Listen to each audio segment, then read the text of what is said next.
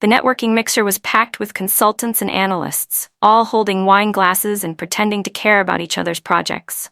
I hate these events. Too loud, too many strangers, too much forced smiling. But Lucas always said they mattered for our careers, so I went. When someone asked how we knew each other, I smiled and said, "This is Lucas, my future husband." The words felt natural. We were engaged, after all. But Lucas went stiff beside me.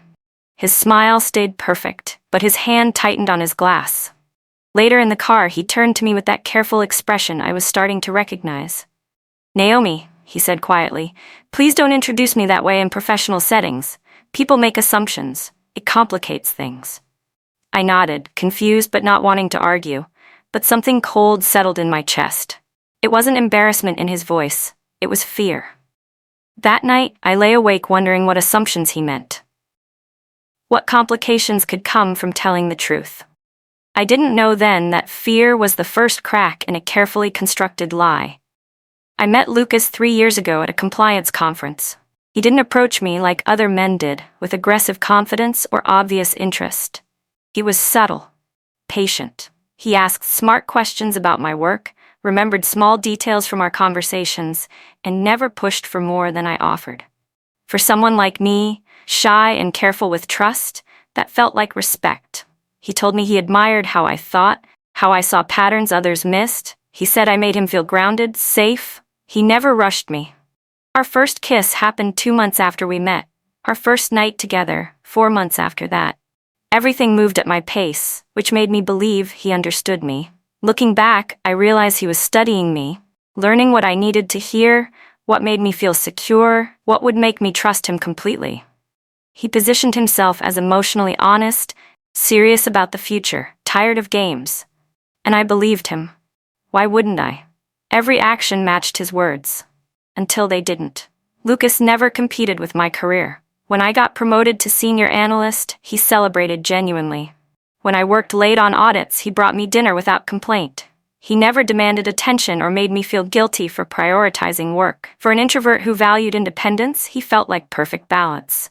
He had his consulting work, I had my compliance role, and we supported each other without suffocation. My friends said I was lucky. My mother said he seemed stable. My sister said she'd never seen me so calm, and I was calm. Lucas never created drama, never picked fights, never made unreasonable demands. He was steady, reliable, present. What I didn't notice was how much he observed, how carefully he noted my habits, my income, my credit rating, my professional reputation, how he tracked what mattered to me and what I overlooked. I thought he was learning to love me. He was learning to use me. But love and manipulation can look identical when the manipulator is patient enough. Early in our relationship, Lucas told me he hated social media. He said it was shallow, performative, a waste of time. He said he valued real connections, not digital personas. I respected that. I barely used social media myself. But 6 months into dating, a colleague mentioned seeing Lucas's impressive LinkedIn profile. I looked it up that night, multiple professional platforms, all meticulously curated. Awards highlighted, recommendations displayed, photos from industry events. Not just basic profiles, active ones, updated regularly. Strategic. I asked him about it the next day, keeping my tone light. He laughed and said, "Oh, that's different. That's professional networking, not personal social media. I need visibility for client work." It made sense, sort of, but something bothered me. He didn't hate attention. He hated uncontrolled attention. He wanted to choose when people saw him, how they saw him, what they knew. He controlled his visibility carefully, selectively. I filed that observation away, not quite alarm, just awareness. The first small lie. Lucas never asked me for money directly. That's what made it so easy to help. He'd mention a delayed invoice, a reimbursement that was taking longer than expected, a timing gap between projects. Could I cover dinner this week? Could I spot him for the utility bill? He'd pay me back when the client payment cleared. It seemed reasonable. Professional services have a regular cash flow. I worked in compliance, I understood payment delays. So I helped. Small amounts at first, $50 here, $200 there. Then larger sums. $1,000 for rent when his project payment was stuck in accounting. $1,500 for a certification course that would unlock bigger contracts. He always thanked me genuinely, promised repayment. acted grateful but not desperate. And I never felt used, because he never demanded. He just presented problems that I could solve. What I didn't track, because trust doesn't track, was that the repayments came slower each time. Smaller amounts, longer gaps, until they stopped coming at all. Lucas proposed on a Wednesday evening in my apartment. No audience, no elaborate setup, just him and me and the life we'd built together. He said marriage felt inevitable with me, that he'd never felt this certain about anyone. He said I was his peace, his future, his home. The ring was simple and beautiful. I cried. He held me and said we didn't need to rush the wedding. We had time. We were already committed. The engagement could be long, pressure-free, just for us. I agreed. I didn't need a big wedding or immediate plans. I just needed we were building toward forever. What I didn't question was why he wanted the engagement kept quiet. He said he preferred privacy, that public announcements felt performative. I respected that. I told my family and close friends, but we didn't post on social media, didn't make formal announcements. It stayed small, intimate hours. Looking back, intimate meant invisible, and invisible meant deniable. But I didn't see that yet. I only saw a man who valued what we had too much to turn it into spectacle. 3 months after the proposal, Lucas explained why marriage needed to wait. He was pursuing an international secondment, a career-making opportunity with a major consulting firm. The role required extensive vetting, background checks, financial disclosures.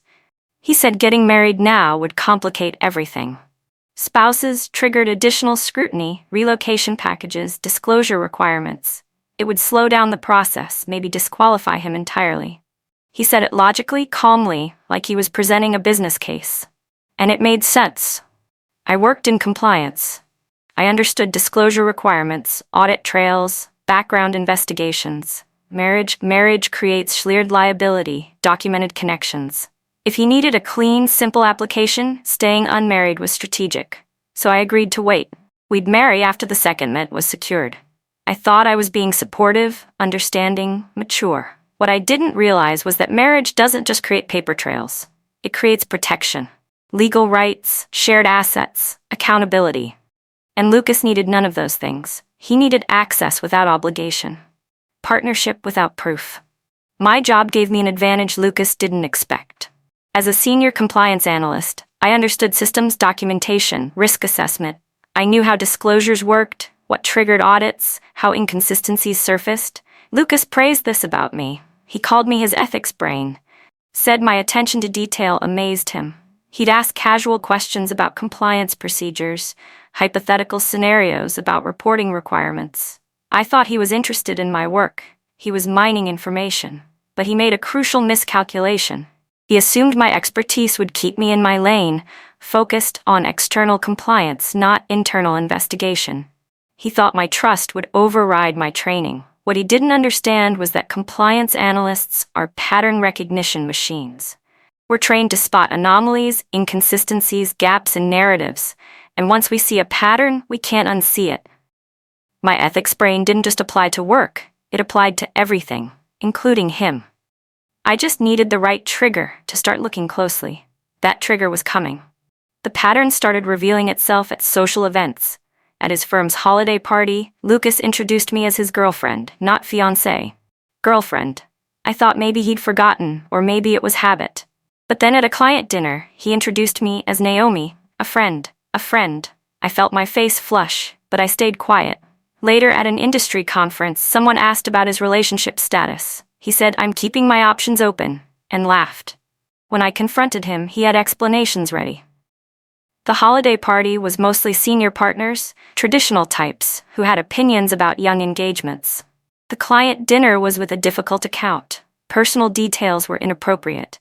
The conference comment was networking banter, meaningless. Every explanation sounded reasonable in isolation, but together, they formed something else. A deliberate inconsistency. Different stories for different audiences. Controlled narratives.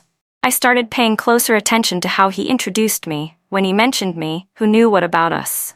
And I realized the truth. He wasn't forgetting, he was managing. The real alarm came on a random Tuesday. I'd stopped by Lucas's office to drop off documents he'd left at my apartment. I heard his voice from down the hallway, talking to a colleague near the coffee station. No, man, I'm not tied down. Keeping things flexible, you know? Can't let relationships limit career mobility. I froze outside the doorway. The colleague laughed and said something about smart thinking. Lucas agreed. When he saw me, his expression flickered, just for a second. Then the smooth recovery. That evening, he explained it away. Office culture was competitive. Showing commitment to anything but work made you look weak. He was posturing, playing the game, saying what they expected. It meant nothing. I wanted to believe him. Belief was easier than the alternative, so I nodded. I accepted the explanation, but I didn't forget it. I'm trained not to forget inconsistencies. I started keeping a mental file, noting contradictions, tracking patterns. Not because I wanted to catch him. Because I needed to know if I was wrong to be worried. I wasn't wrong. I didn't confront Lucas with accusations. That's not how I operate. Instead, I did what I do professionally. I reviewed facts. I checked our shared accounts, noting deposits and withdrawals. I reviewed emails, looking for timeline inconsistencies. I examined receipts, credit card statements, calendar patterns. Nothing I found was illegal, but nothing was honest either. Small lies about where money went, vague explanations about meetings that didn't appear on his calendar, expenses that didn't match his stories, gaps in availability that didn't align with his claimed work schedule. Individually, these were explainable. Collectively, they formed a picture. Someone managing multiple narratives. Someone keeping options open. Someone building a life with escape routes. I'm a shy person. Conflict makes me anxious, but I'm not weak. Quiet doesn't mean powerless. I have skills, training, resources, and I know how to investigate without showing my hand. So I kept watching, kept filing information away, waiting for clarity, because confrontation without evidence is just emotion. An emotion can be dismissed, evidence cannot. The clarity came through a mistake Lucas made. He left his laptop open while taking a shower. I wasn't snooping intentionally. I was just setting coffee on his desk when I saw the document on screen. A relocation application packet. Draft forms for the international secondment he'd mentioned. I glanced at it, then looked closer. Marital status single. Dependents, none. Shared assets, none. Emergency contact, his brother, not me. Every answer positioned him as unattached, mobile, free of obligations. This wasn't a draft mistake or preliminary version. The forms were nearly complete, ready for submission. He was planning to submit official documents declaring himself single, while engaged, while living with someone, while sharing financial responsibilities. I closed the laptop carefully, finished making coffee, acted normal when he emerged from the shower. But my hands were shaking. This wasn't networking language or office posturing. This was intentional misrepresentation on formal documents, and I knew exactly what that meant. Because I review these kinds of forms professionally. I know what happens when disclosures are false. The question was why he needed them to be false. Over the next week, I mapped out everything with painful clarity. Lucas's income was inconsistent. Consulting work was unpredictable. Projects came and went, payments were irregular. But his lifestyle was steady. Rent paid on time, bills current, expenses covered. How? By using my stability. My consistent salary, reliable income, good credit. I'd been filling his gaps for 2 years, not dramatically, just steadily. A few hundred here, 1,000 there, covering shortfalls, bridging delays. I thought I was helping my partner through rough patches. But there were always rough patches. And the help was always needed. He'd structured his life around my stability without ever acknowledging the dependence. I wasn't his partner. I was his safety net. My low profile made me perfect. I didn't broadcast our relationship, didn't demand public recognition, didn't create pressure. I just quietly supported him while he kept his options open publicly. Love wasn't the plan. Utility was. I was useful, stable, profitable, and best of all, optional. Because nothing we had was documented, legal, or binding. Just helpful. I made myself look at the engagement ring, really look at it. Then I did something I should have done months ago. I checked our credit reports. There it was. A personal loan, taken out 3 months before the proposal in Lucas's name. But the application listed shared household income, using my salary figures to qualify. The ring was financed using my credit history, my financial stability, without my explicit knowledge. Technically legal because we shared an address. ethically empty. I sat with that information for 3 days, turning it over in my mind, testing explanations. Maybe he'd planned to tell me. Maybe he'd wanted to surprise me. Maybe the loan officer suggested including household income. But none of those maybes erased the fact that my name, my income, my creditworthiness had been used as leverage for a ring meant to symbolize commitment. The engagement wasn't commitment, it was leverage. A promise that kept me invested while he kept himself free. And I realized something else. As long as we stayed engaged, but unmarried, he could use the relationship when useful and deny it when convenient. Perfect flexibility. Zero obligation. The second correction happened at another industry event, 6 weeks after the first. I introduced Lucas as my future husband to a potential client. The moment the words left my mouth, I saw his jaw tighten. Later in the parking garage, he didn't try to be gentle. "Naomi, I asked you not to say that. Why can't you respect simple boundaries? You're making things difficult for me." There was an edge now, frustration breaking through the usual careful control. "We're engaged," I said quietly. "That's the truth." "The truth isn't always strategic," he snapped. Then caught himself, softened. "Look, you know the secondment is critical. I need to be seen as mobile, flexible. Just for a few more months, then we can tell everyone, I promise." I nodded, agreed, apologized, but I was watching his face, the panic underneath the frustration. The timeline was accelerating. Whatever he was building toward, it was close, and I was becoming a liability instead of an asset. That night I made a decision, not based on emotion, based on evidence, pattern recognition, risk assessment. The skills that made me good at my job. I needed to protect myself. The hardest part wasn't gathering evidence. It was accepting what the evidence meant. I loved Lucas, not the man he actually was, but the man he'd shown me. Patient, steady, honest. That man didn't exist. But my love for him did, and it fought against every logical conclusion my brain reached. I gave him chances to prove me wrong. I waited for inconsistencies that would explain away the pattern. They never came. Every new piece of information confirmed what I already knew. He'd built a relationship designed for his benefit, using my resources, my stability, my trust. Not because he was evil, but because he was strategic. And I was useful. I wrestled with this for weeks, cried in my car during lunch breaks, worked late to avoid going home, waited for the pain to change the facts. It didn't. Finally, I chose clarity over comfort, not because I wanted to, because I had to. Because staying meant participating in my own exploitation. Because sometimes love means walking away from people who can't love you honestly. I started planning my exit. Quietly, carefully, the same way he'd planned everything. I consulted a lawyer.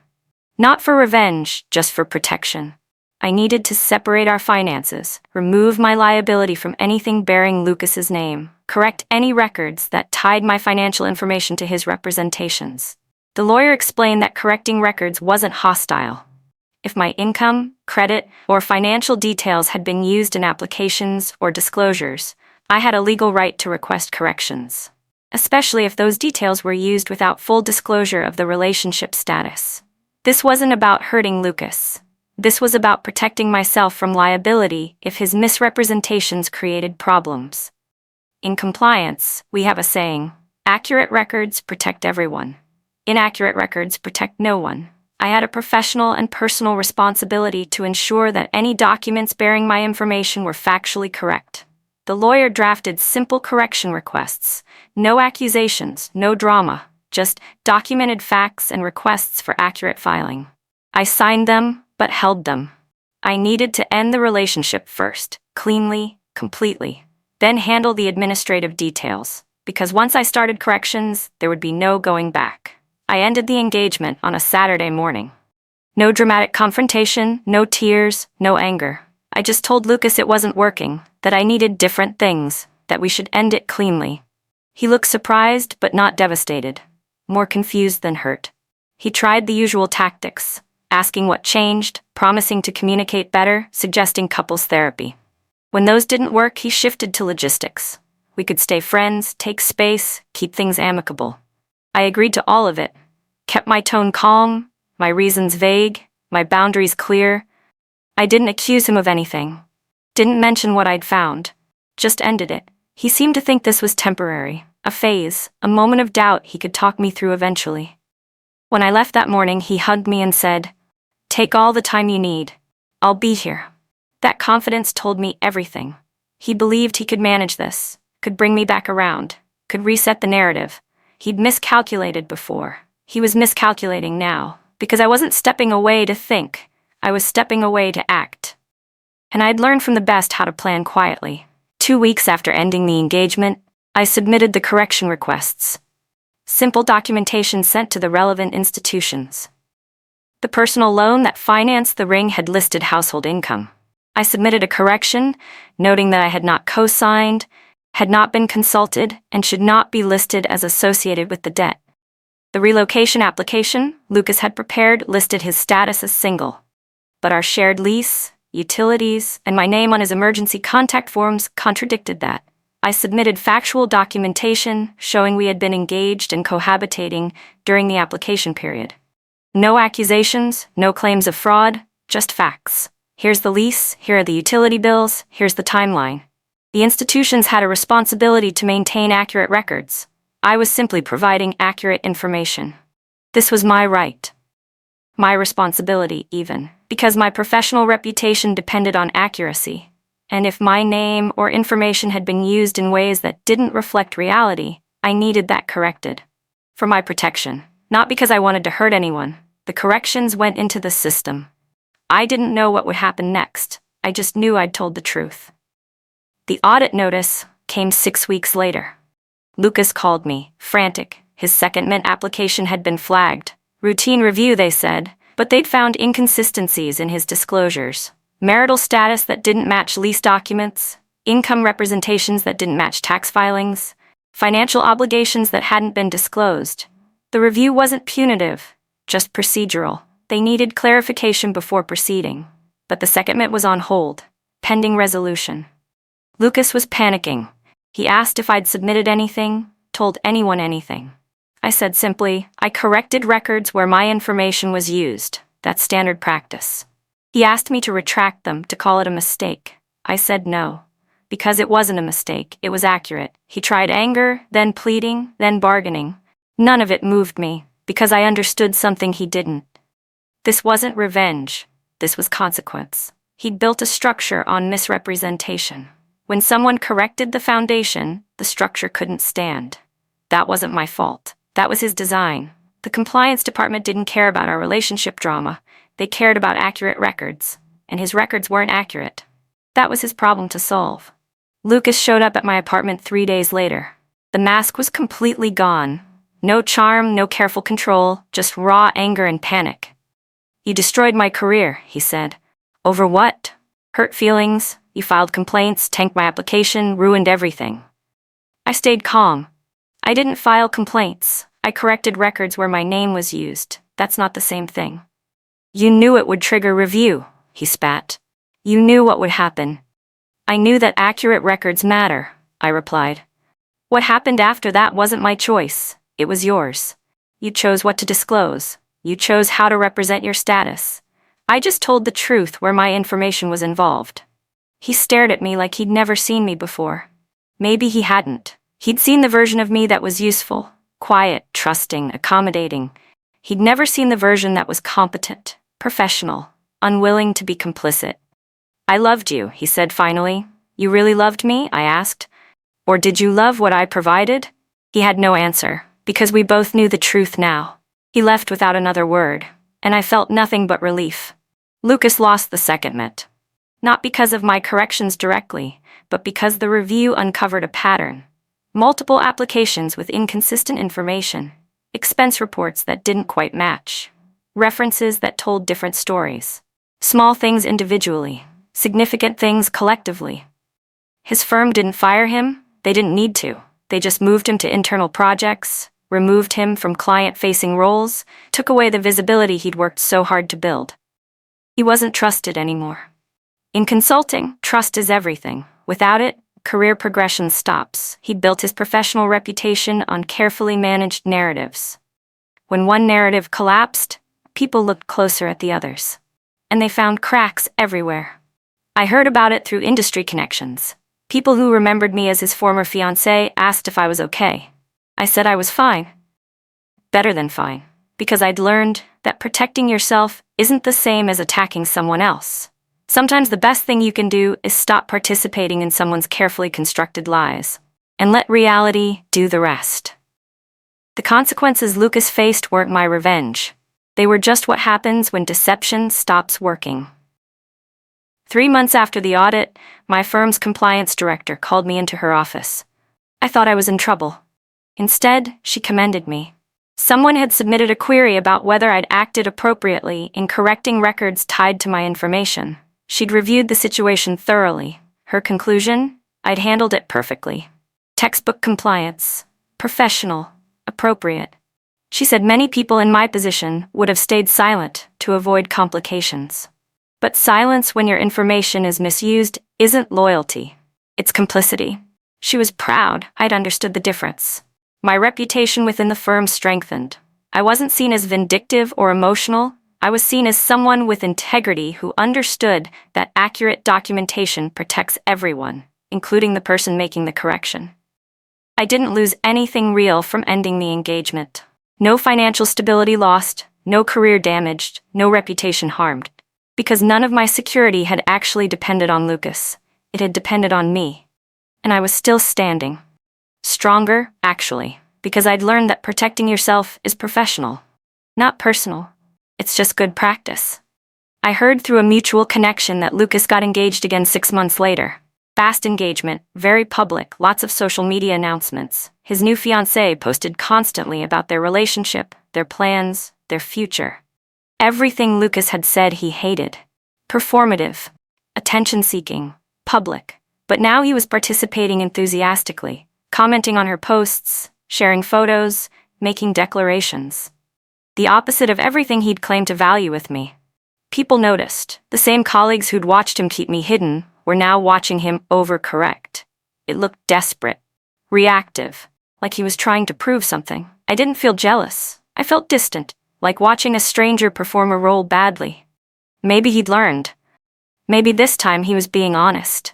Or maybe he was just running a different con. I didn't know and didn't care, because he wasn't my problem anymore. I'd walked away clean. And whatever he did next was his choice and his consequence, not mine. Some chapters don't need revisiting. They're complete the moment the lesson is learned. A year after ending the engagement, I sat in my apartment with tea and thought about what I'd learned.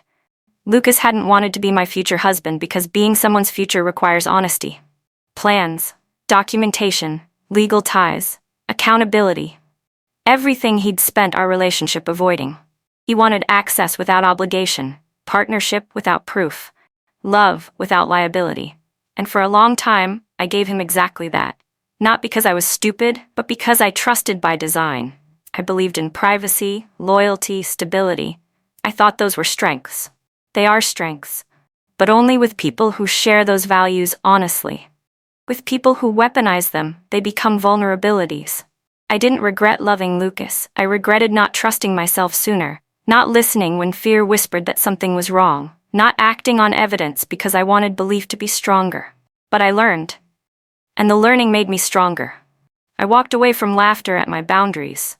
From a man who introduced me differently depending on his audience. From a relationship built on utility disguised as love. I walked away with nothing he could see, and everything he could never take.